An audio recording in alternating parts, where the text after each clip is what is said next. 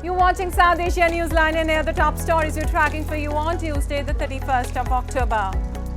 Apple state-sponsored attack warning triggers political war in India. Canada-India ties facing a difficult moment, says Canadian Foreign Minister. And Afghans reluctantly return to Taliban rule as Pakistan moves to expel illegal immigrants.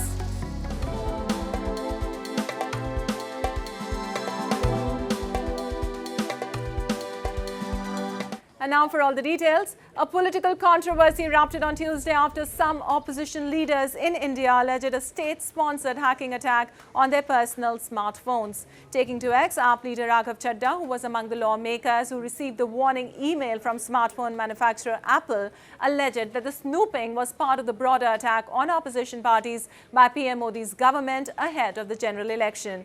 Congress leader Rahul Gandhi reiterated a similar stance. IT Minister Ashwini Vaishnaw, however, refuted the claims and said whenever the opposition has nothing else, they peddle the accusation of surveillance against the government. कम लोग हैं जो इसके खिलाफ लड़ रहे हैं, मगर हम डरने वाले नहीं हैं, हम लड़ने वाले लोग हैं, हम पीछे नहीं हटेंगे। जितनी टैपिंग करनी है कर लो, कोई फर्क नहीं पड़ता, मुझे तो कोई फर्क नहीं पड़ता। अगर आपको मेरा फोन चाहिए मैं दे देता हूं, आपको उठा के ले लो। These compulsive critics, they have only one habit. Whenever they don't have any major issue, the only thing they'll say is surveillance. This they have tried few years back. We conducted a proper investigation. The matter was supervised by the Honorable Judiciary also. Nothing came out of that investigation. Meanwhile, Apple has claimed the threat notifications may be a false alarm. In a statement, the smartphone manufacturer said it does not attribute the threat notification to any state-sponsored attacker, adding that detection of threat attacks are often imperfect and incomplete. We are unable to provide information about what causes us to issue threat notifications, as that may help state-sponsored attackers adapt their behavior, the statement added. Moving on, Prime Minister Narendra Modi on Tuesday paid floral tributes to Sardar Vallabhbhai Patel at the Statue of Unity as he led the nation in the celebration of 148th birth anniversary of India's first Home Minister. Addressing a gathering on the occasion, PM Modi highlighted the abrogation of Article 370 in Kashmir and said the decision must have pleased Patel wherever he is. Sardar Patel will be giving his blessings as the wall of Article 370 that was standing between Kashmir and the rest of the country has been demolished. बीते 9 वर्षों में देश ने देखा है कि जब सबका प्रयास होता है तो असंभव कुछ भी नहीं होता है। किसने सोचा था कि कभी कश्मीर आर्टिकल 370 से मुक्त भी हो सकता है, लेकिन आज कश्मीर और देश के बीच आर्टिकल 370 की वो दीवार गिर चुकी है। सरदार साहब जहां भी होंगे सबसे ज्यादा प्रसन्नता अनुभव करते होंगे और हम सबको आशीर्वाद देते होंगे। Known as Bismarck of India, Sardar Patel is credited for the unification of more than 500 princely states in India following the partition of the country. The Indian government declared his birth anniversary as National Unity Day in the year 2014. And amid the ongoing diplomatic row between Canada and India, Canada's Foreign Minister Melanie Joly, in a policy speech on Monday, said that the relationship between the two countries is facing a difficult moment, adding that the government stood by its decision to make public the allegations. Joly said it is important to remember that this is one moment in a relationship that spans decades and is built upon strong connections between people in both the countries. New Delhi and Ottawa have been at increasingly bitter odds since the assertion last month by Prime Minister Justin Trudeau that Indian government agents had played a role in the murder of Khalistani terrorist Hardeep Singh Nijjar in June. However, India has rejected the claims, calling them absurd, Notably, Canada has yet to provide any public evidence to support the claim about Nijjar's killing. And as the clock ticks to the November 1st deadline that Pakistan has set for roughly 1.7 million undocumented migrants to leave, Afghan refugees are returning to Taliban-ruled Afghanistan with a heavy heart. A report. Mohammad Rahim on Monday boarded a bus headed from Karachi to the Afghan border as the clock ticked to the November 1st deadline that the Pakistan government has set for roughly 1.7 million undocumented migrants to leave. 35-year-old Rahim, who was born in Pakistan and is married to a Pakistani woman, said that he did not want to leave, but he has no other option.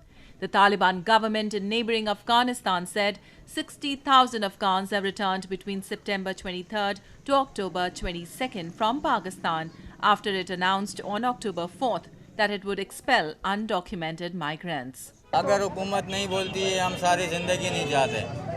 मैंने आपसे पहले कहा ना तो हम वहाँ की बोली जानते ना वहाँ के लोगों के साथ रहने में हम लोग आदी है ना बस हम हमारी सारी ज़िंदगी यही हो गई है। हम इसी चीज़ से वाकिफ़ है, यही बच्चे बड़े हुए हैं, यही की पैदाइश है हमारी और कराची शहर को हम अच्छी तरीके से समझते भी है तो हम नहीं जाना चाहते। हमें अगर ना भेजे तो हम तो सारी ज़िंदगी नहीं जाएंगे। Pakistan blames Afghan migrants for terror attacks in the country, calling itself victim of cross-border terrorism. Islamabad has also blamed their involvement in smuggling activities. Pakistan is home to over 4 million Afghan refugees, and Afghans make up the largest portion of migrants. Husband भी नहीं बाहर भी नहीं निकलते हैं। मेरे कुछ दिन पहले मैं बीमार हुई थी, मेरी दवाई इधर नहीं मिल रही थी, फिर नहीं गए। कह रहे मैं अलासिफ तक नहीं जा सकती कि पुलिस सब लोगों को पकड़ती है। अलासिफ तक नहीं गए मेरे हस्बैंड, ये दवाई की वजह से नहीं गए अलासिफ। अभी तक मैंने अपनी दवाई भी नहीं लिया, ये पुलिस की वजह से नहीं गए अलासिफ तक के नहीं जाते हैं मेरे हस्बैंड की पुलिस पकड़ती है। A two-day global parliamentary convention held in Tokyo highlighted the plight of Uyghur minority in China and discussed international responses to rights violations such as forced labor. A report. A two-day global parliamentary convention in Tokyo focusing on human rights violations against the Uyghur ethnic minority in China concluded on Tuesday. The participants discussed the accusations of forced labor and a mass internment campaign targeting Uyghurs in China, along with abuses such as forced sterilization and cultural repression, which is termed as genocide by some rights groups.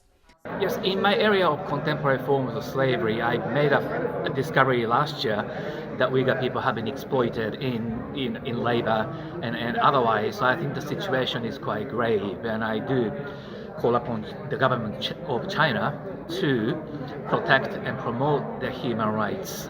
Country have a legal responsibility to stop ongoing genocide, and all human beings have a moral responsibility.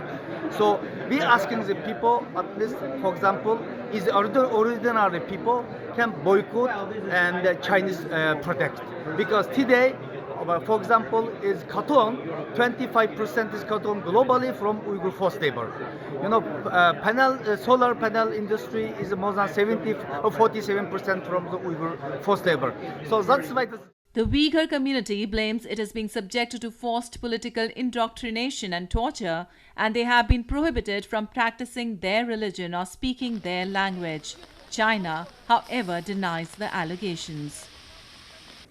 BNP, the Bangladesh Nationalist Party, on Monday sent a letter to embassies and high commissions in Dhaka blaming the government, ruling party cadres and the police for the incident of violence surrounding its grand rally on Saturday. The BNP claimed that the rally was suspended as police fired rubber bullets and lobbed tear gas shells. The opposition leader said PM Sheikh Hasina-led government's intentions are driven by a deadly agenda to arrest, harass and entangle BNP leaders and followers in legal troubles ahead of the elections.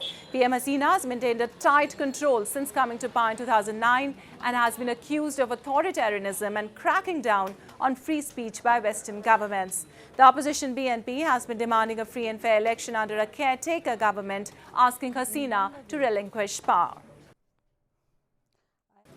And Nepal's snow-capped mountains have lost close to one-third of their ice in over 30 years due to global warming, UN Chief Antonio Guterres said on Monday after a visit to the area near Mount Everest, the world's highest peak. Climate scientists say the Earth's temperature has increased by an average of 0.74 degrees Celsius over the past 100 years, but warming across the Himalayas has been greater than the global averages. I'm here to cry out from the rooftop of the world, stop the madness. The glaciers are retreating, but we cannot. We must end the fossil fuel age. We must act now to protect people on the front line and to limit global temperature rise to 1.5 degrees to avert the worst of climate chaos. The world cannot wait. Well, glaciers in the Hindu Kush Himalaya could lose up to 75% of their volume by century's end due to global warming, scientists said in a report published in June this year, causing dangerous flooding and water shortages for 240 million people who live in the mountainous region. Climbers returning from Everest have said the mountain was drier and grayer now. Well, that's all in tonight's edition. We'll see you same time tomorrow. Good night.